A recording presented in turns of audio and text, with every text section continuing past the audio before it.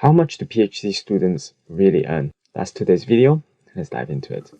So a PhD student can have multiple sources of income. We've got the maintenance allowance. An STFC funded PhD student working in London has an annual maintenance allowance a little over 17k, tax-free.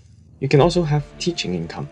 Assuming you're a teaching assistant for one term, which lasts 3 months, typical courses have 3 hours per week. Contact hour plus admin and office hours, you can get roughly £1,000 over the 3 months.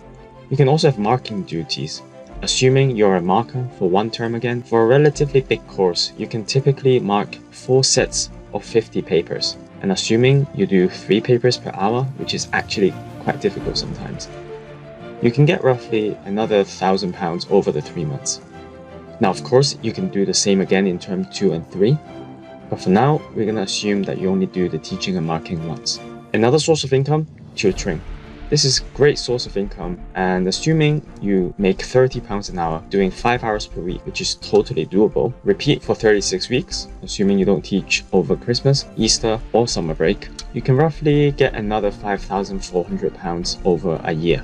And finally, you can invest your money. If you put all the extra income from the teaching, marking, and tutoring into an index fund like IUSA or VUSA, which tracks the S&P 500 index, and assuming an annual return of 8%, you would get roughly £600 more every year. Again, tax-free, because the profit is less than £12,000. Historically, the VUSA fund has an average return of 15% over the last 7 years, and IUSA has an average return of 10.88% over the last 17 years.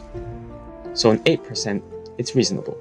This gives a total of just over 25k per year, and that's how much a PhD student can earn in a year. Of course, it can be much higher than that if you teach, mark, or tutor more hours, or invest in riskier assets, but higher return. That's it for this video. If you would like some more content on getting started with private tutoring, leave it in the comments below.